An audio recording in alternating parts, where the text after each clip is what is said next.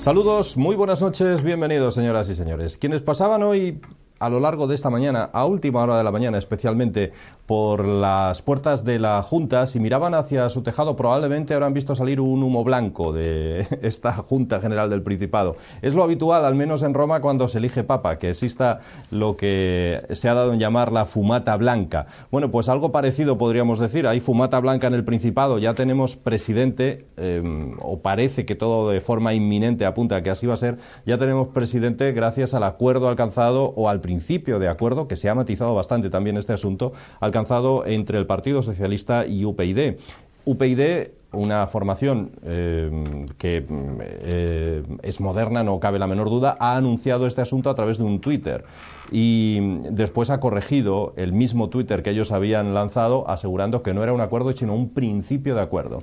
Esta misma tarde va a estar aquí en Asturias Rosa Díez para hablar de ese acuerdo y de las condiciones del mismo, sobre todo porque hay mucho que explicar. Hace tan solo unos días UPyD decía que el acuerdo era prácticamente imposible porque el Partido Socialista se negaba a crear una única circunscripción para todo el Principado y, por tanto, era imposible llegar a un acuerdo. Parece que esas asperezas se puedan haber limado o exactamente qué es lo que ha ocurrido. La verdad es que tenemos mucha gana de saberlo y también de analizarlo. Eso es lo que vamos a hacer ahora, este y otros asuntos, porque aun siendo importante esto de la elección del presidente asturiano, por fin, después de tanto tiempo, no lo es tanto como la situación económica que atraviesa España, en un día en el que solo había que ver esta mañana las caras en el Congreso de unos y otros, prácticamente de cualquier diputado, no digamos ya del presidente del Gobierno, Mariano Rajoy, caras largas, superando esa prima de riesgo, los 500 puntos esta misma mañana y en una situación que da pie a poco optimismo. En fin, vamos a hablar de todo ello en nuestro debate público de hoy, con quienes saben, además, porque con nosotros, entre otros, está hoy Joaquín Mastache, que es economista, es experto en economía y al que le damos la bienvenida. Joaquín, ¿cómo estás? Bienvenido. Muy bien, muchas gracias. Bueno, lo de una primera valoración de lo de UPyD y el Partido Socialista y de que por fin tengamos presidente bueno, pues ya que empezaste hablando de fumata, yo creo que el problema es que en la culpa está la penitencia. Evidentemente el centro-derecha pudo haber perfectamente formado gobierno muy estable ya en mayo y resulta que no se pusieron de acuerdo, porque al parecer con el señor Cascos es muy difícil llegar a acuerdos.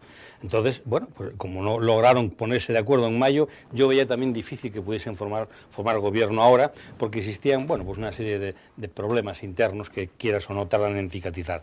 Y luego, como indico, el ponerse de acuerdo con el señor Cascos es difícil. Es difícil. Probablemente el argumento que esgrimía, que no le permitían las tres circunscripciones hacerla en una sola, pues igual, como ahora tampoco lo van a conseguir, porque así lo dijo Cascos en su reunión, pues no tiene el problema resuelto. Y dice, bueno, pues en eso no logro acuerdo con el PSOE, como tampoco lo logré con el Foro, y en otras cosas sí estoy más cerca que él. Y nada más. Y a formar gobierno casi seguro el PSOE, él quedará fuera, tutelando esa de alguna manera, esa nueva formación de gobierno con PSOE e Izquierda Unida, y es lo que sale de esta situación. Bueno, Roberto Roces es abogado. ¿Qué tal, Roberto? ¿Cómo estás? Muy bien, muy bien. ¿Te sorprende la noticia o no? No, era una de las alternativas que tenía UPyD. Y yo siempre lo dije que es incomprensible que lo que podríamos llamar una comunidad de propietarios, porque tiene menos militantes incluso UPyD que una comunidad de propietarios, pues decida quién debe gobernar aquí. Bueno, es así, no volvamos atrás. No me sorprende en absoluto, dado que la otra alternativa que tenía era una coalición entre PP y Foro, y todos sabemos que Foro va por el PP y PP va por Foro. Y además, porque al PP no le interesa que gobierne Foro en Asturias, ni que forme parte del gobierno el PP en Asturias, por cuanto tendría que comprometer inversiones en Asturias, y ya vemos cuál es la política de Rajoy, del gobierno de España, de que inversiones públicas no se puede decir que la menos posible, pero casi inexistentes. No me sorprende en absoluto.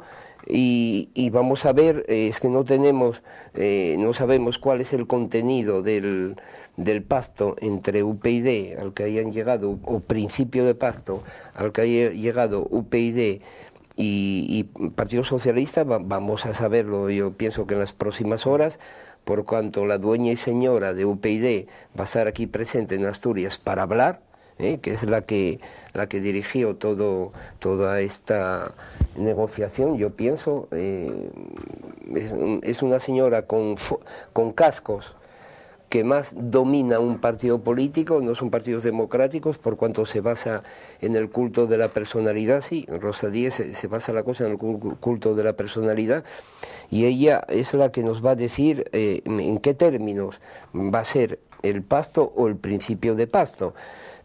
Pero dado sus antecedentes, que viene del Partido Socialista Obrero Español, aunque es una pequeña burguesa, es una señora muy conservadora y muy centralista, bueno, pues ha llegado a un principio de pacto, a un pacto con el Partido Socialista, y lo vamos a saber en las próximas horas, ¿eh? Hay tantas incógnitas que se abren a partir de ahora en este asunto y queremos saber tantas cosas que nos va a faltar tiempo. Por ejemplo, ¿qué pasará con Cascos? Muchos dicen que en esa situación y como jefe de la oposición probablemente no aguante y marche para Madrid. Es lo que dicen algunos, aunque les recuerdo que en una entrevista aquí en esta casa él decía lo contrario, que seguiría hasta el final de la legislatura. ¿Qué pasará en el seno del Partido Popular? Esta es, por una vez más, una situación, por enésima vez, en la que el centro derecha asturiano no consiguen llegar a gobernar, cuando no, como en otras ocasiones, lo pierden mientras están gobernando. Caso de Sergio Marqués. ¿Cómo verá todo esto Izquierda Unida? Nos preguntamos también, porque Izquierda Unida no veía con buenos ojos el pacto con UPyD. De hecho, digamos que son absolutamente equidistantes, ¿no? Antagónicas las ideas de Izquierda Unida y las de UPyD en muchos casos. ¿Y cómo va a afectar incluso al propio partido UPyD? Porque estaba claro desde el primer momento que decidiera lo que decidiera, a una parte de la sociedad asturiana no le iba a gustar esa decisión.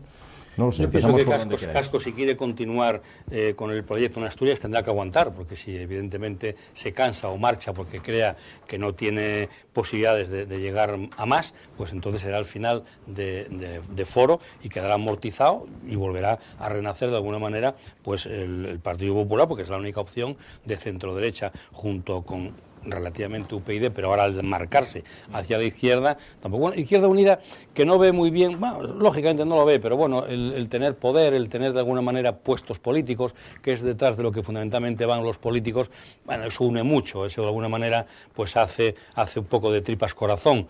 No creo que tenga ningún problema, porque al final quienes van a tomar la decisión va a ser el Partido Socialista y el Partido y Izquierda Unida. UPyD de alguna manera veremos que son, como muy bien decía el compañero, qué es lo que él marca en cuanto a exigencias, pero no creo que tenga tampoco mucho interés en poner dificultades a que esto funcione, ¿eh? ¿Y el propio UPyD cómo creéis que le puede afectar al marcarse por uno o por otro? Bueno, yo creo que UPyD de alguna manera tiene muy fácil justificar que no se marca con el Partido Popular ni con el Foro, porque la gran exigencia que tenía de las demarcaciones orientales, occidentales y dejarlo todo en una única, ya le dijeron ambas partes que no, por lo tanto le resolvieron un problema. Si Cascos le hubiese dicho que vamos a estudiarlo, aunque luego no lo consiguiesen, porque creo que eso es una decisión que tiene que tener un calado mayor que la que decidan simplemente tres fuerzas políticas y dejar a dos que suman prácticamente la mitad de los votos de Asturias o incluso alguno más, pues no estaría bien. Yo pienso que ellos lo tienen muy claro, Yo creo que desde el principio UPyD ya hubo más conversaciones, más largas, más profundas. Con Cascos se reunió muy poco. Con Cascos no es fácil reunirse, porque Cascos tiene unas ideas como muy claras y muy rígidas, y el que no esté de acuerdo, pues bueno, pues ya sabe lo que le resta. Difícil entenderse con Paco Cascos. Roberto. Sí, en primer lugar a Foro, yo pienso que le queda tanto tiempo como al euro. Es decir, no llegan a 3 años ni el euro ni Foro. Una vez que Cascos... Cascos lo puedo entender, lo del euro. Sí, el euro no tiene otra solución, desgraciadamente para Alemania, que se está aprovechando de la situación. Ya. Bien, Cascos, evidentemente... Bueno, luego hablamos del euro, sí. Yo pienso que Cascos va a aguantar 3 años por la forma. Al principio va a acudir como diputado, no siempre diputado, porque ser diputado, con todos los respetos, es importante, aunque esto sea una democracia representativa, que de democracia tiene muy poco, pero él va a aguantar y se va a ir. Yo pienso que aguantará 3 años en cuanto a la forma.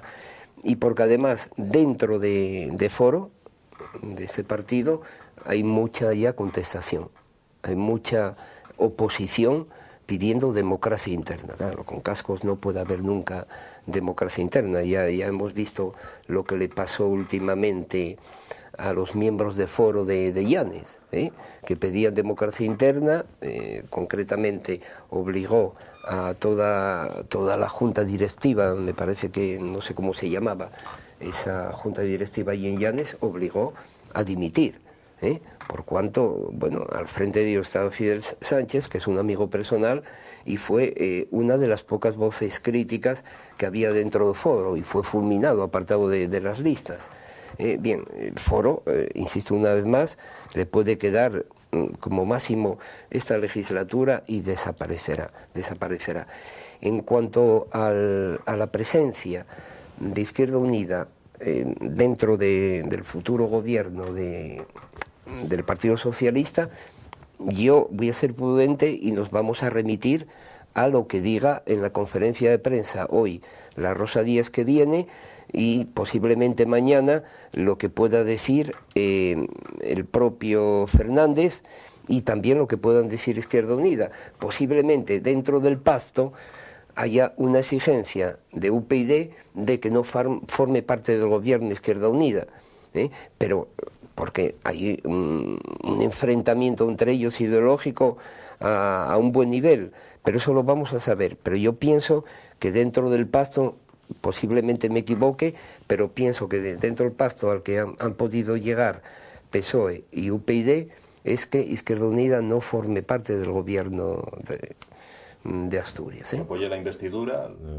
pacto de legislatura, pero no entrar en el gobierno. Exactamente, y se puede dar dos pactos.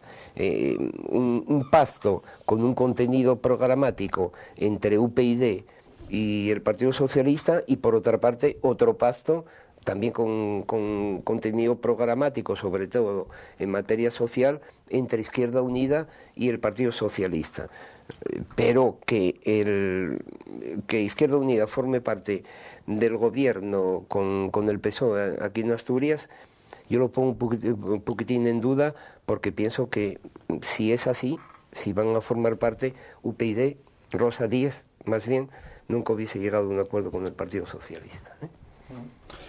El Partido Popular, por otro lado, que debe enfrentarse en breve a un congreso regional, supongo que en estos momentos, en cierta medida, debe estar encantado, ya que gobernar con Cascos podría haber sido, pues a lo mejor pues no sé, el abrazo del oso, ¿no? Su desaparición, su absorción, su aniquilación. No, él nunca iba a gobernar, casi seguro, con Foro. Ya quedó perfectamente claro que el Partido Popular apoyaría a Cascos en la investidura. Intentarían de alguna manera el programa ligarlo lo más posible con la ayuda de UPyD, pero no iban a formar parte, porque eso realmente sería de un deterioro tremendo para el Partido Popular, sin duda alguna, claro. Bueno, pues ya digo, hay muchas cosas que saber que iremos conociendo en los próximos días. De momento la investidura los días 22 y 23. Yo no sé si el 22 ya tendremos presidente. Si no hay una mayoría, tiene que repetirse el día 23, si no me equivoco, ¿no? Efectivamente, 2 días después. 2 días después. Pero va a haber una mayoría, tal como se presentan las cosas. Bueno, pues va a haber 23 diputados que van a votar a favor de la candidatura de Javier Fernández, O sea que no hay ninguna duda, pero ya con la prudencia que requiere este pacto, que conocemos simplemente unas declaraciones que las definen como principio de pacto, vamos a esperar, ser un poquitín prudentes, y vamos a saber lo que dice hoy la Rosa Díez, aquí. En cualquier caso, sea quien sea el presidente, la papeleta que se encuentra es tremenda, porque muy difícil. Va a tener que llevar a cabo Joaquín recortes igual, diga lo que diga. Sin duda alguna. Más que recortes, yo no los llamaría recortes, son ajustes. O sea, es que el término recortar es como un excedente quirúrgico. Lo que tenemos es que de alguna manera ir a una situación donde se racionalice mucho más el gasto. El término recorte es un término que yo no me gusta utilizarlo nunca, no por utilizar un eufemismo, sino porque entiendo que es como muy drástico, muy drástico. Luego veremos cuando habla, por ejemplo, el alcalde o el tesorero, el interventor del ayuntamiento, que tienen que quitar drásticamente. Bueno, es que hay que hacerlo, no cabe ninguna duda. Y el que sea, el que venga lo va a tener que hacer igual. Claro, claro, porque sea del PP o sea del PSOE. Sin duda alguna, eso no tiene ninguna discusión, salvo que aceptemos la tesis de que el euro estemos dispuestos a que dure 5 minutos. O sea, lo mejor que tenemos que hacer para que el euro reviente es seguir haciendo lo que estuvimos haciendo durante 30 años.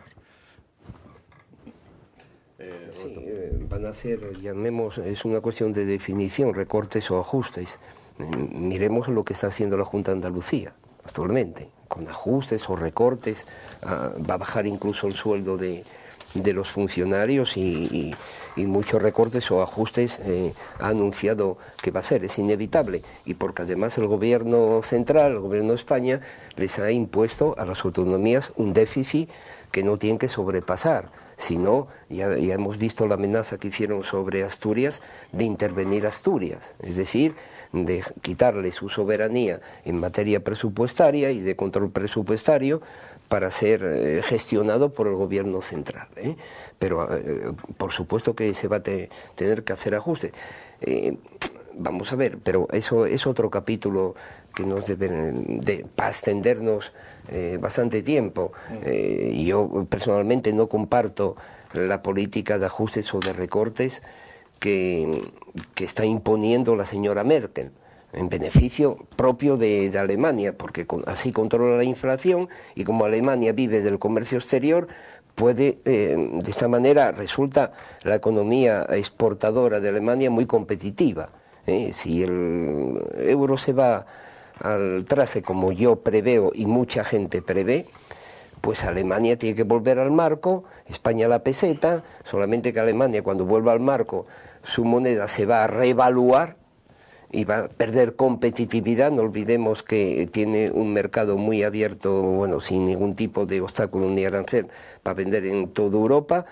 Y España, por ejemplo, por referirnos a España o a Grecia, pues su moneda se va a devaluar, por una parte la moneda alemana revaluada y por otra parte la peseta, al volver a la peseta devaluada, quien compra productos alemanes, y el mismo ejemplo vale para Italia y para todo lo demás. Yo no comparto esa política de austeridad porque nos va a dejar al país, a España, esta política de austeridad en 2 o 3 años si continúa, pues en escombros como la Segunda Guerra Mundial ha dejado a Alemania, y a ver quién levanta la cabeza después. Hay muchos economistas que están lanzando unas críticas muy severas contra esta política de recortes, de austeridad que solo le conviene a Alemania, por las razones que vengo de decir.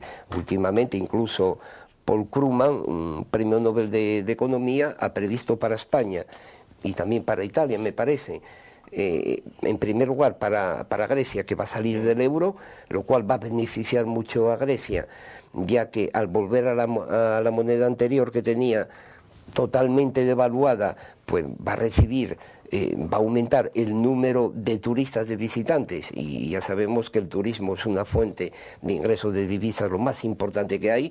Va a haber más inversiones extranjeras por cuanto los salarios y todo tipo de inversiones van a ser más baratas. Es el lado positivo que puede tener volver Grecia a la moneda anterior. Por otra parte, naturalmente, la importación, la compra al extranjero y el petróleo le va a resultar mucho más cara, pero eso es la economía, y mi compañero, que es mucho más competente que yo, lo podrá decir. El problema con el que nos encontramos aquí es que tiramos de Paul Krugman, pero Paul Krugman no lo debemos de olvidar, que es un gran economista, fue premio Nobel, evidentemente, pero que es de corte socialdemócrata. Entonces, el concepto de la economía que tienen los socialdemócratas y el concepto de la economía que tenemos los liberales no es el mismo.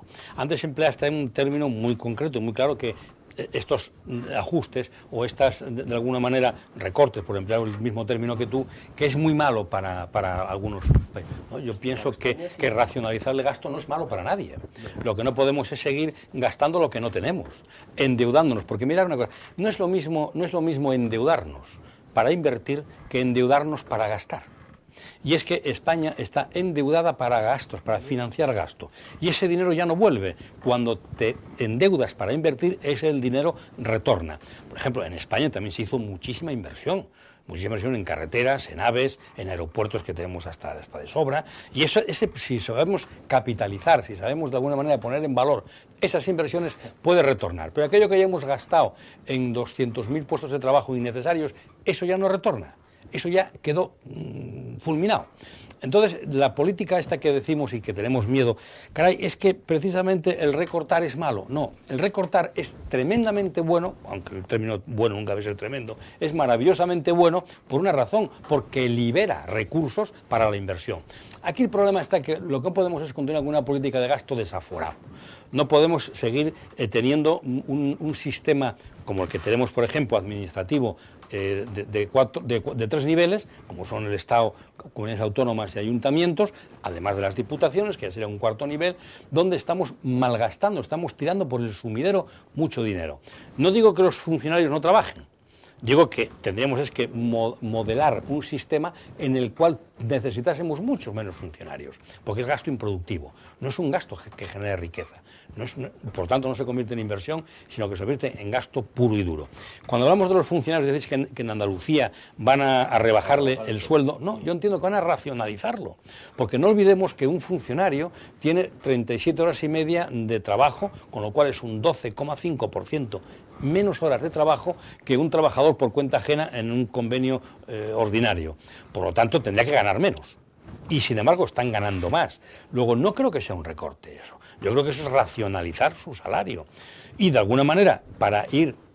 Y tenemos además a nuestro favor, lo expliqué en otra ocasión, a nuestro favor racionalizar todo esto con mucha facilidad, pasa que hay que tener tranquilidad y sobre todo explicarlo bien a las personas, que es donde está fallando estrepitosamente el Partido Popular.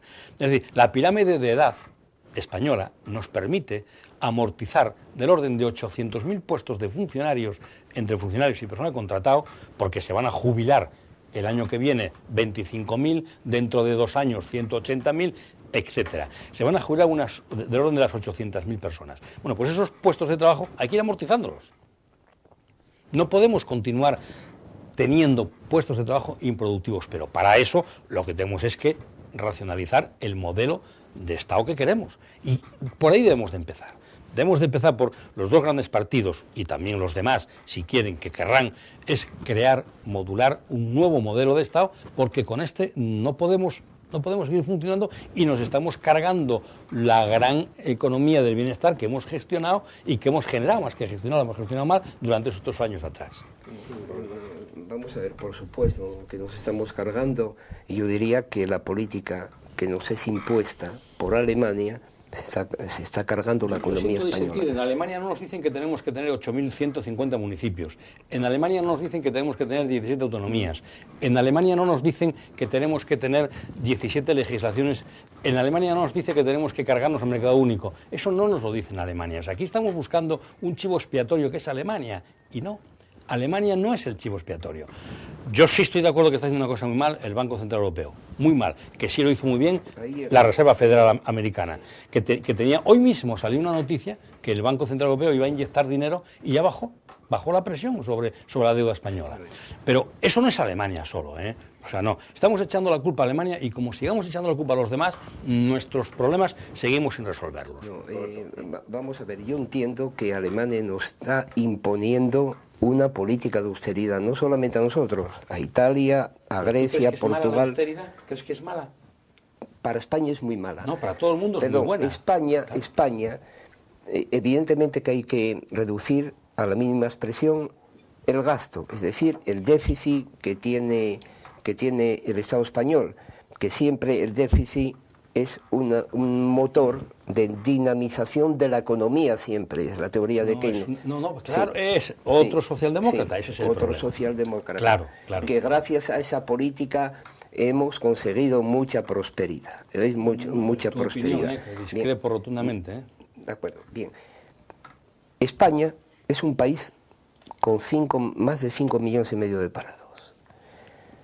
España no puede reducir drásticamente el gasto social, reducir el déficit del presupuesto en un corto espacio de tiempo, porque vamos a subir a los 7 millones de parados. Eso lo puede hacer, se lo puede permitir Alemania, que tiene un 3%, España actualmente, según las cifras oficiales, tiene un 24% de parados, de paro, de gente que anda buscando empleo y no lo encuentra, un 24%, que se asimila al paro que hay en Marruecos y en Argelia, que a propósito, si continúa aplicándose la política de austeridad, que no es impuesta, insisto y perdona, por el gobierno de Alemania, los que irán en pateras dentro de poco vamos a ser nosotros a Marruecos, Argelia y a los países africanos. Bien, España necesita para reducir el déficit, y estoy de acuerdo, pero no totalmente, la iniciativa de las instituciones públicas cuando falla la inversión privada tiene que estar ahí. Si no, donde hay consumo, y si no hay consumo se cierran las fábricas. Bien, España necesita una moratoria, me refiero solamente a España, para reducir el déficit. No que en el año 2013 lo tenga que reducir al 3%, no. España necesita mucho más tiempo, por cuanto ya tenemos más de 5,5 millones de parados, y con esta política no sé dónde iremos. Yo insisto en que se va a dejar España totalmente en escombros, como la Segunda Guerra Mundial dejó a Alemania. España necesita una moratoria, y no cortar tan drásticamente derechos sociales y consumo de las propias administraciones públicas. Y naturalmente que el Banco Central Europeo necesita una reforma o practicar otra política para que no sea los especuladores, el mercado especulador, los que, y valga la redundancia, especulen con el euro, que a través de países como España, Grecia, etcétera, etcétera. Lo que tiene que hacer Alemania es lo mismo que estaba haciendo el Banco de España cuando estábamos con la peseta, es decir, utilizar la plancha billetes en lugar de dejar a los países miembros de la Unión Europea ir al mercado internacional y pagar unos intereses como los que está pagando actualmente España, con una prima de riesgo que ronda los 500 puntos. Consecuentemente, lo que tiene que hacer el Banco Europeo es la misma política que estaba haciendo el Banco de, por dar un ejemplo, el Banco de España cuando utilizaba la plancha billetes, y si es necesario, devaluar el euro. ¿Te imaginas lo que hubiese sucedido en España si el señor Zapatero, que dobló la deuda en 4 años, hubiese tenido lo que tú llamas, hubiese tenido lo que tú llamas la plancha billetes? ¿Te imaginas lo que hubiese hecho? Pues entonces, hubiese armado un desastre total. Lo de la plancha de billetes no puede ser así. Es decir, si todo se resolviese regando el mundo con dinero, sería muy fácil. Es lo que está haciendo el Banco Central Europeo, pero en lugar de dárselo a los estados, se lo está dando a los bancos a un 1% luego... No le está dando nada, perdóname, no le está dando nada, se lo está prestando. Bueno, ya... No es lo mismo prestar que dar. Perdóname, claro. El término es prestar. Es que, perdóname, esa es la diferencia entre el planteamiento liberal y el planteamiento socialdemócrata. No es lo mismo prestar que dar, es que estamos empleando términos que no son los adecuados. Vamos a ver. Si el banco... no sé qué es prestar, perdón, me he equivocado. Es que eso es importantísimo. Está prestando en cualquier caso. A un 1%, es importantísimo. A un 1% a la banca, y con ese dinero la banca, por ejemplo el Banco Santander, que lo compra al Estado, al 4. Al 4 o al 5. Eso es una aberración. Es una aberración. Eso estoy de acuerdo contigo. Eso es una aberración. Eso no puede ser así. Y lo que hay que prestarlo es al Estado. Olón, el nuevo presidente... No fabricarlo, prestarlo para devolverlo, no fabricarlo. Eso no lo devuelves nunca. Perdón, pero también... El de la plancha era fabricado, no era prestado. También está utilizando la plancha del euro, también el Banco Central Europeo. Lo presta. No es lo mismo que utilices la plancha para prestarlo a que le utilices la plancha para tú gastarlo a tu libre albedrío. No es lo mismo, hay una diferencia importantísima. Ahora, estoy de acuerdo contigo en que el Banco Central Europeo tendría que ir a los bonos famosos europeos para prestarlos directamente, a los estados. Y prestarlo como lo presta un banco. ¿Para qué lo vas a gastar? ¿Qué lo vas a gastar? ¿Para mantener trabajo improductivo? No te lo presto. ¿Qué lo vas a gastar? ¿Para intentar renovar la deuda que tienes y alargarla? Te lo presto. ¿Qué lo vas a prestar? ¿Para generar trabajo? Te lo presto. ¿Qué lo vas a prestar? ¿Para seguir teniendo 70.000 concejales? no te lo presto. Este es el planteamiento. Es decir, y esa tutela que está haciendo con un criterio acertado, según lo entiendo yo y según lo creo yo, Alemania, tendríamos que hacerlo nosotros mismos aquí. No tendríamos que esperar a que nos imponga nada Alemania, tendríamos que hacerlo nosotros. Pero nos están imponiendo... Porque no lo hacemos. Claro, porque no lo hacemos. Porque no lo hacemos. Es que no tenemos posibilidad de hacerlo porque no tenemos soberanía monetaria, no tenemos soberanía financiera. Nos han quitado la soberanía financiera. Pero eso es lo que hemos elegido. Sí. ¿Quién ha elegido entrar en el euro? ¿Quién ha elegido? España. ¿Nos obligaron a meternos en el euro? ¿Hubo algún referéndum? Bueno, fue uno de los acuerdos fundamentales que se hizo en los acuerdos de Maastricht. Pero se sometió a... Hubo países que sometieron a referéndum ciertas políticas unitarias de la Unión Europea. Yo ahora mismo no sabría contestarte, no recuerdo si hubo un referéndum para esto, pero es que hacer referéndums es volver otra vez al sistema asambleario, que no estamos de acuerdo, otros sí están, pero bueno, yo no estoy de acuerdo con ese sistema. Es consultar directamente a los españoles sobre una política, sobre todo una política monetaria, que nos afecta directamente. Si nosotros no hubiésemos entrado en la Comunidad Económica Europea vía euro, hoy estaríamos fuera, evidentemente. ¿Y tú crees que estaríamos mejor porque tendríamos la plancha? Mira Inglaterra. Inglaterra no entró y no tiene esos ataques especulativos como tiene España. Es que ese es otro error. Es que lo que no tiene ningún sentido es que en un club como es Europa se haya aceptado a un país y seguir teniendo la posibilidad de manejar la moneda. Ese es otro error. Por eso el problema que tiene la Comunidad Económica es muy grave, pero no es el euro. Está bien concebido, lo que pasa es que lo han hecho mal. Lo han planteado mal. Lo han planteado mal. Pero el por qué lo podemos debatir.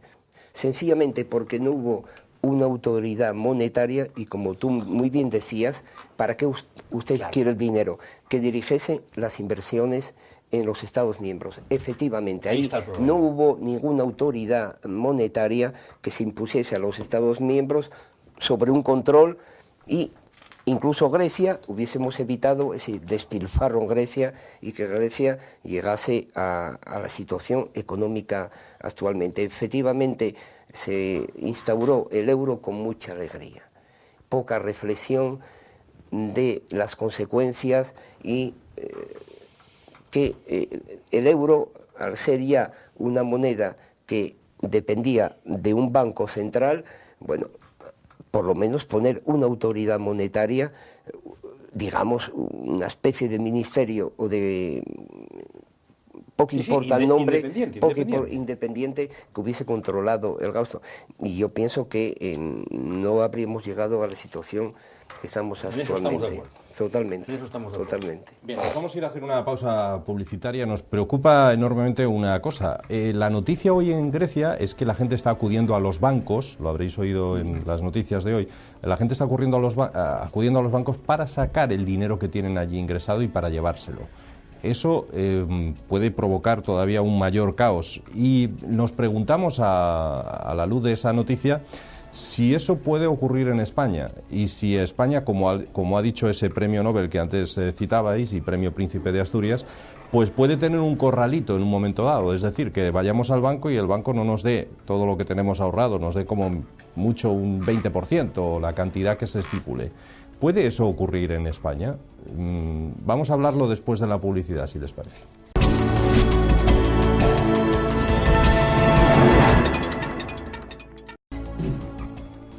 Bueno, pues aquí estamos de nuevo con todos ustedes. No nos hemos olvidado de Asturias, ni mucho menos. De hecho, en este programa, ya saben, en este debate hemos iniciado el mismo hablando de esa noticia del principio de acuerdo entre el PSOE y UPyD para apoyar la investidura, como mínimo, de Javier Fernández, que sería el nuevo presidente socialista del Principado la próxima semana. Pero la situación económica es, como diría Cascos, transversal. ¿Os acordáis que se utilizaba mucho, se puso mucho de moda esta palabra? Transversal. O sea, que nos afecta a todos independientemente de que se haya votado o no a un partido, a otro, es igual. Y sobre todo nos preocupa, y ahora quizá lo podemos explicar más abundantemente, el hecho de que en España el que tenga muchos ahorros y el que tenga apenas 2 duros lo pueda perder o pueda no acceder a ello, es decir, el famoso corralito. La pregunta es, como ha dicho este premio Nobel de Economía, ¿esto puede ocurrir, Joaquín? Yo espero que no ocurra, porque de alguna manera ya está el Banco Central Europeo saliendo al paso. Lo que ocurre es que no salió como salió la Reserva Federal. Tenía que salir de una manera decidida, reunirse realmente con todos los países miembros, decir, señores, esto tenemos que resolverlo, vamos a resolverlo y no vamos a estar a merced de lo que los especuladores están haciendo con algunos que están más debilitados. Porque Alemania tampoco, y no soy defensor de Alemania, porque yo tengo, de alguna manera, no es santo de mi devoción, por razones que luego explicaré. Alemania, que está siendo un poco el coco del tema, no le interesa que se empobrezcan a costa de ellos enriquecerse, porque se queda sin consumidores. O sea, a Alemania egoístamente no le interesa que Europa fracase. Todo lo contrario, porque evidentemente tiene una gran preponderancia en todo lo relacionado con la maquinaria pesada, pequeña, a todos los niveles. Entonces, claro, no le interesa que este invento fracase. Lo que ocurre que lo que no existe es, como habíamos dicho al final del primer acto, es que no hay un organismo autónomo, independiente, que maneje el asunto del dinero. Mirad, está sucediendo ahora mismo a los Estados lo que ya padecimos durante 2 años y medio los particulares y las empresas. En otro programa que estuvimos aquí, yo comenté que en los años 2006-2007, el precio del dinero subió del 1% en Estados Unidos al 5,25%. Eso es un 525%, que es la misma equivalencia prácticamente que si Alemania está al 1% y España está al 5,25%, que estábamos al 500 ayer y hoy al 480%, que qué más me da un 480% casi que un 500%. Eso es un disparate. Y esas políticas, ¿por qué suceden? Lo que está fallando son las medidas macroeconómicas. Mirad, siempre se saca a pasear a los mismos economistas. Yo voy a pasar a sacaros a los 2 premios Nobel vigentes, que es Sargent y Sims, octubre del 2011. Los nombres de premios Nobel. ¿A qué se dedicaron estos señores durante toda su carrera académica, de más de 35 años? A observar lo que sucedía cuando se adoptaban medidas macroeconómicas. ¿Qué sucede cuando sube el precio del dinero? Y lo anotaban. ¿Qué sucede cuando baja? ¿Qué sucede cuando subimos los impuestos? ¿Qué sucede cuando los bajamos? Bueno, pues esas medidas macroeconómicas que se tomaron a principios de siglo, yo calificaría este siglo, si me lo permites, el siglo de las sombras, y va a ser el siglo de las sombras, porque hay muy pocas luces. Este siglo lo iniciamos poniendo el dinero prácticamente a coste negativo. Lo ponemos a coste cero. Y eso son decisiones macroeconómicas.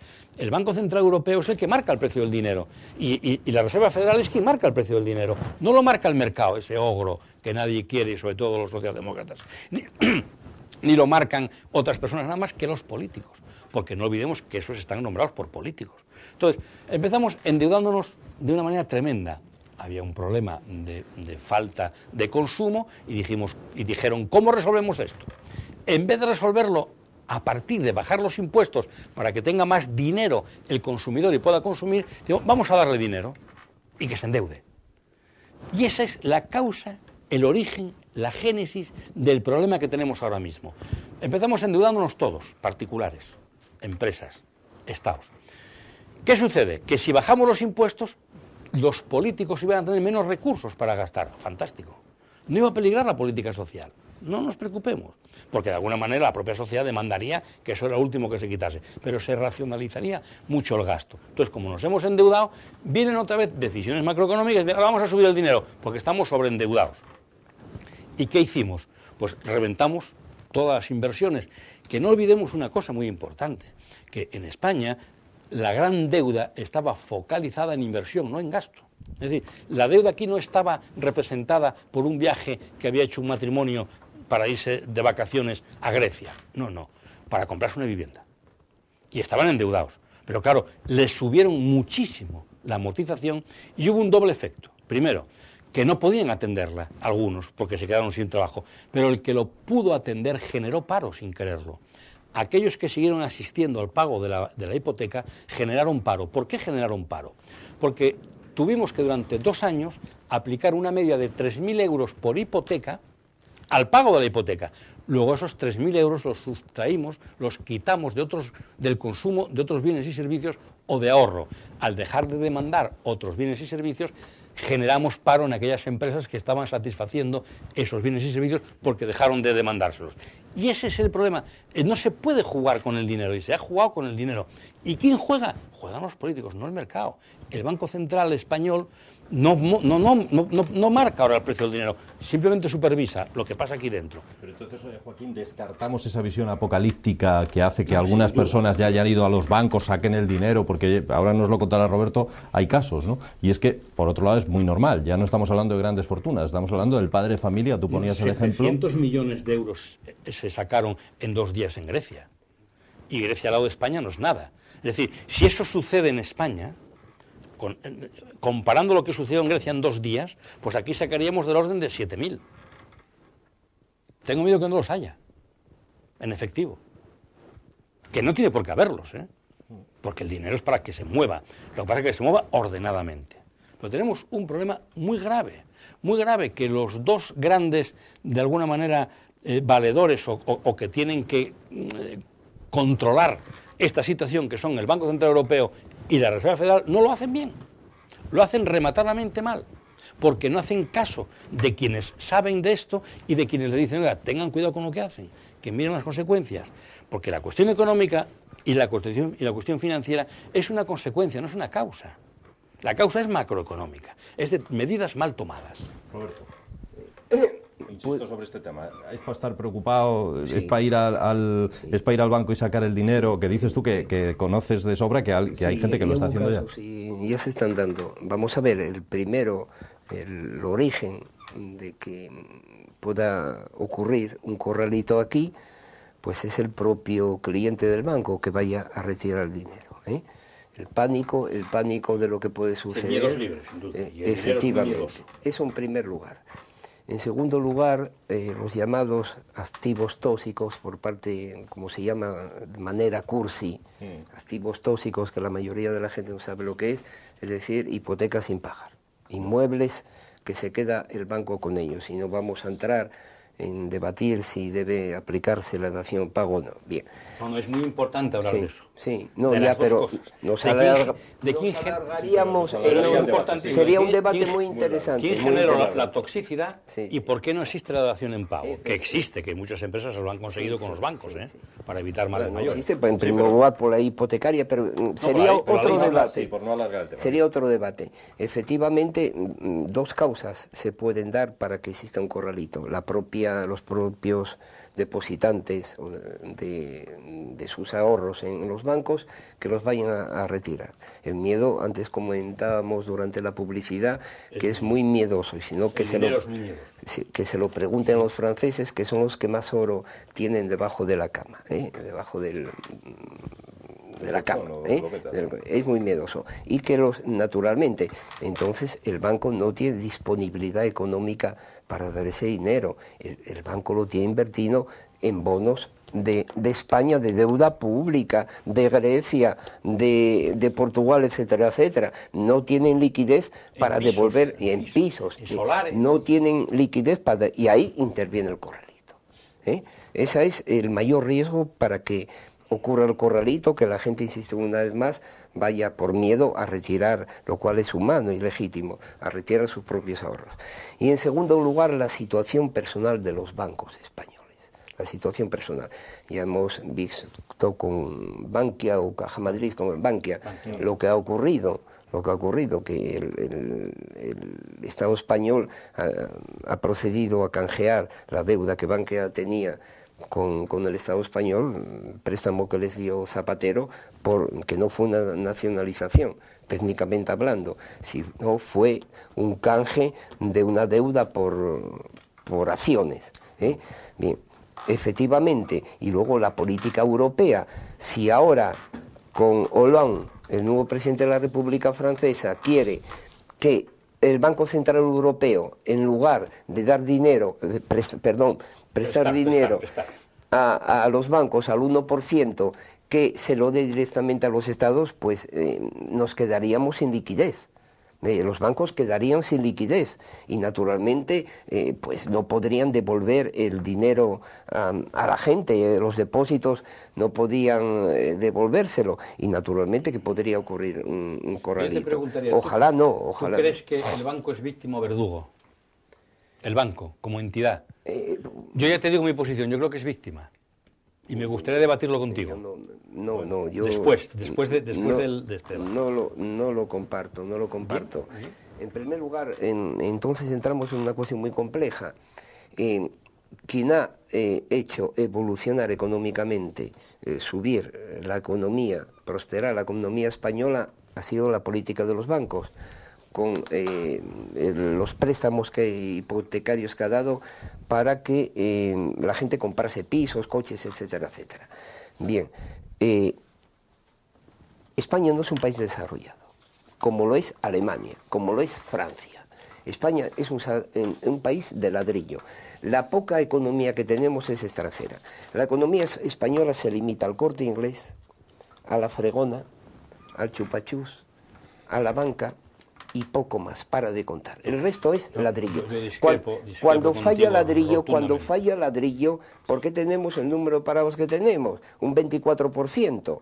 Cuando Alemania tiene un 3% y Francia tiene un 8%. ¿Por qué tenemos esa diferencia? Porque la economía española se basa en el ladrillo. No tiene la industria que tiene Alemania ni que tiene Francia. Y cuando falla el ladrillo... Probablemente tengamos la mejor industria del mundo mal aprovechada, que es la industria de la utilización del ocio y del tiempo libre, y no la estamos utilizando.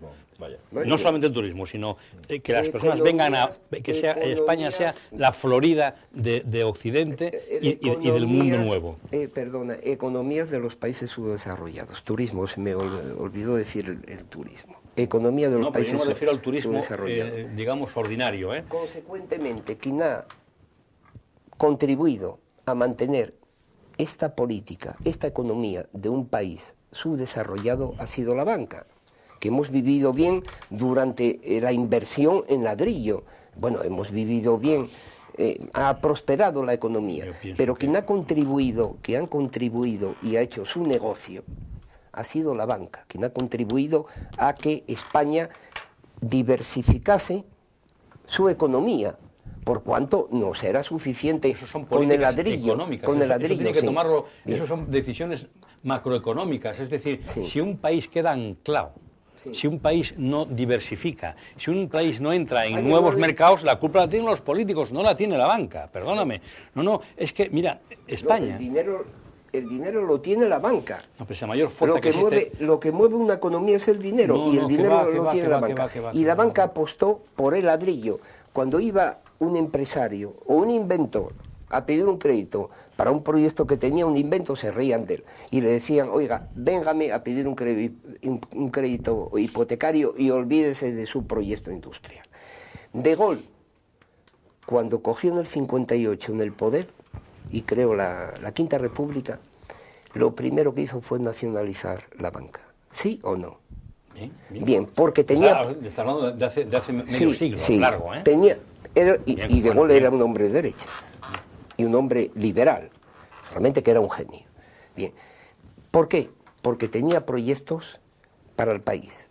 Prueba de lo cual es que gracias a que la banca estaba nacionalizada, pudo hacer el Carabel, pudo hacer diversos proyectos que son hoy día el orgullo de Francia. Automovilismo, de todo. Gracias a que la banca estaba nacionalizada. En primer lugar, consideraba que no era normal que el dinero público estuviese en manos privadas. Y en segundo lugar, que la banca busca sus propios beneficios y no los beneficios del país, de la nación, y que por eso tenía que estar nacionalizada la banca. Y Francia se pudo desarrollar porque la banca era pública y con muy buenos gestores. Fue nacionalizada, fue desnacionalizada posteriormente por Giscard d'Estaing, etcétera, etcétera. Bien, que la banca es una víctima o es una beneficiaria de lo que ha ocurrido, víctima no. porque si se va a ver el balance anual, los beneficios que hace, vamos, hombre, y le dice maná, la banca tiene que estar en manos públicas. En primer lugar, porque todos los beneficios que está haciendo ahora la banca privada podían pasar al Estado. Beneficios importantísimos. En segundo lugar, habría menos fraude fiscal. Es decir, menos secreto bancario, porque la banca estaría en manos. Y en tercer lugar, y perdona, ya termino, en tercer lugar, no se podría lavar el dinero que proviene del crimen organizado, como es la droga y la prostitución. ¿O me vas a negar que la banca no lava dinero? No lo sé, no tengo ni idea. Pero mira, en España tenemos un vivo ejemplo de banca pública, cajas de ahorro, un desastre. Para que los señores, no, lo que necesitamos, discúlpame, discúlpame, lo que necesitamos son buenos políticos. Gestores hay de sobra buenísimos, buenos políticos, no buenos gestores, no, buenos políticos. Gestores los hay en las universidades, en las empresas privadas, en las públicas, funcionarios, medio pensionistas, fantásticos. Lo que necesitamos es una política económica buena, buenos políticos, porque no permitan. Tienes el Banco de España, que es público y no hizo su misión, que es controlar. No lo llevó a efecto. Entonces, claro, el problema es que en España lo público no funciona. No funciona, pero por una cuestión de orden ya natural. Es decir, esto no es como aquel que dijo, es que el dinero no es de nadie. No, como que no es de nadie, no es de quien lo tiene. ¿Cómo que no es de nadie? Y el que tiene el Estado es de todos. Luego fíjate si es de alguien. Entonces, claro, es un problema de que no funcionan los políticos. Estamos ante un problema de políticos, de falta de políticos de alto nivel, tremendo. Tremendo. Y este es el problema fundamental que tenemos. Pero es que tampoco podemos negar que los directivos que están al frente de los bancos privados pues han fallado también. ¿De dónde viene? Si estás en primer lugar a nivel mundial, es una crisis financiera generada por ejecutivos de la banca privada. Yo ahí discrepo. Es que es un problema de que no se han marcado las líneas adecuadas para que eso no suceda. Bueno. Y que los reguladores no funcionaron. Y los reguladores son públicos, no son privados. ¿Sí? Entonces, ¿el problema dónde está? ¿Dónde está el problema? Tú dices, no, es que aquel directivo es un sinvergüenza porque hizo lo que no tenía que hacer. No, es un sinvergüenza, estamos de acuerdo. Pero es que quien tenía que evitar que fuese un sinvergüenza no lo evitó. Luego, ¿dónde está el problema? El que lo tenía que evitar y no lo evitó. Ese es para mí, El control, la inspección, las auditorías, llámalo como quieras, es lo que tenían que hacer. Mira, y también el hecho de que pueda haber un corralito. Me olvidaba un tercer factor, además de que el propio depositante puede retirar, que la banca se encuentra en dificultades, es que el Estado español acaba de imponer una mayor reserva de dinero para responder, aumentar a los bancos una mayor reserva de dinero para posibles problemas. Y ahí les quita recursos a los bancos. Bien, pero bueno, pero es que y eso puede ser normal en momentos de dificultad. Ya. Eso no está mal hecho, eso está bien, eso es regular. Puede ser un tercer factor para que ocurra un corralito en España. Bueno, señores, acabamos con una última cuestión. Con dos ayuntamientos, dos concejos asturianos en grave situación, hemos sabido hoy que Parres puede llegar a ser intervenido porque se ha rechazado ese plan de ajuste que había presentado, y hemos sabido hoy que Tineo, el propio interventor, ha dicho hoy que si no se llevan a cabo recortes drásticos, no hay ya ni para pagar las nóminas de los empleados públicos, ni las obligaciones cotidianas, la luz, el teléfono, etcétera. Bueno, con eso en mente, nos preguntamos hoy cómo es posible que dos ayuntamientos, el de Oviedo y el de Avilés, hayan decidido seguir sin cobrar el impuesto de bienes inmuebles que pagamos cualquiera que tenemos un piso, por modesto que sea, a la Iglesia. ¿Creéis, y os pido la mayor brevedad porque tenemos apenas 5 minutos, ¿creéis adecuado rechazar cobrar el IBI a la Iglesia como ha rechazado el Ayuntamiento de Oviedo, y en el de Avilés en concreto se opone el Partido Popular a que se haga así? ¿Cree que debe seguir exento de pagar el IBI? Siempre tuvo un estatuto diferente, por decirlo de alguna manera. Pero debe tenerlo en estos momentos. Yo pienso que sí. Yo pienso que sí, porque hay que preservar ciertos, démonos cuenta que muchísimos de los bienes que tiene la Iglesia sobre los que habría que incluir IBI son bienes históricos, de alguna manera tienen unos costes importantes, incluso tienen que a veces recibir ayudas del Estado, patronos privados para poder atenderlos. Yo pienso que el problema no está en que a la Iglesia se le cobre el IBI o no se le cobre el IBI. Yo pienso que es que el IBI no había que cobrárselo a nadie, fijaros lo que acabo de decir ahora.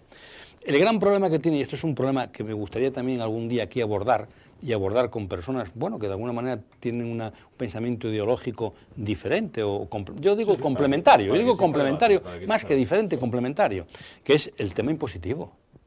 Es decir, estamos hablando de que el IBI es un impuesto indirecto, luego como impuesto indirecto es injusto, esto hecho por un liberal, puede parecer casi grotesco, pero no. Si estudiamos el artículo 31 de la Constitución, dice que todos debemos de aportar de acuerdo a lo que ganemos, simplificándolo, es un poco más amplio. Entonces los impuestos indirectos son absolutamente injustos, porque la gasolina la paga igual pues una persona muy pudiente, está contribuyendo al Estado vía impuesto sobre los carburantes y sobre IVA lo mismo que estoy contribuyendo yo o que un señor que quedó ayer en el paro. Por lo tanto, los impuestos indirectos son injustos y tenemos que ir todo a impuesto directo.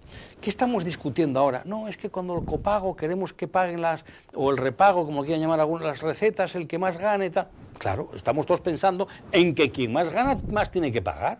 Pues esto es absolutamente justo. Luego tenemos que ir a una nueva imposición de acuerdo al artículo 31, que lo dice de la Constitución. Estamos actuando a espaldas del artículo 31. Impuestos directos, pero eso lleva 10, 15 años, porque de alguna manera hay que moderarlo, pero hay que ir sustituyendo impuestos indirectos por directos. No tiene sentido que el tipo medio, que el tipo marginal, ya vamos a hacer la declaración de la renta dentro de unos días, de una persona que gane mucho dinero sea el 56 y el de una sociedad el máximo sea el 30. ¿Por qué? ¿Por qué una sociedad el 30 y una persona física el 56? No tiene sentido. Bueno, sobre este tema, dentro de una Roberto, sociedad hay salarios de directivos de esa sociedad que pagan sus impuestos, que están en el tramo más alto, y al mismo tiempo la propia sociedad también paga los suyos. Vamos a ver, yo estoy de acuerdo en que tendríamos que ir como justicia social solo a impuestos directos. Tanto ganas, tanto pagas. Pero ¿sabes lo que representan en el total del presupuesto del Estado los impuestos indirectos? Pues prácticamente un tercio, un tercio los indirectos, un tercio las cotizaciones de seguridad social y un tercio, prácticamente son 3 tercios. Prácticamente son los 3 tercios. Echarle un vistazo, pero sí, los impuestos indirectos eres más competente que yo. Prácticamente un tercio. Francamente, lo que habría que subir los impuestos y un lugar de fraude directos, tremendo, y un lugar de fraude tremendo el impuesto indirecto. Si ahora mismo mañana calculamos todo el IVA que se repercute, menos el que se deduce, se está deduciendo más IVA del que realmente existe, por lo tanto ahí hay un fraude tremendo. Entonces, encima, uno de los principios generales de los impuestos tiene que ser fácilmente recaudables, que no tengan el menor coste posible y muy difícil de defraudar. ¿Y sobre el tema del IBI a la Iglesia, Roberto? Francamente, la Iglesia, yo estoy de acuerdo de que se grave lo menos posible a la Iglesia, porque la Iglesia no es una entidad con fines lucrativos. Vamos a ver, la mayor ayuda social que hay hoy día a los parados, a la gente sin ingresos, a los sin techo, es por parte de Cáritas.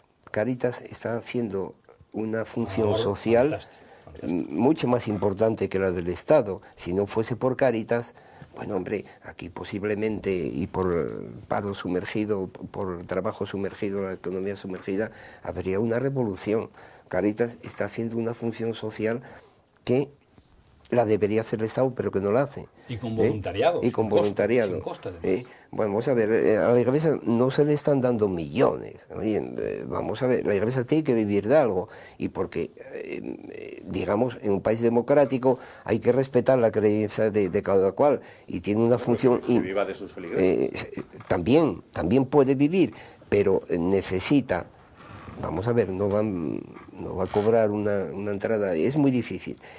pero la función que está haciendo Cáritas, yo pienso que está financiada por la Iglesia, Cáritas, ¿no? Sin duda, sin duda. Bueno, pues oye, si va a cobrar, si le va a pasar factura... Está financiada factura... más que por la Iglesia, no, está administrada por la Iglesia sí.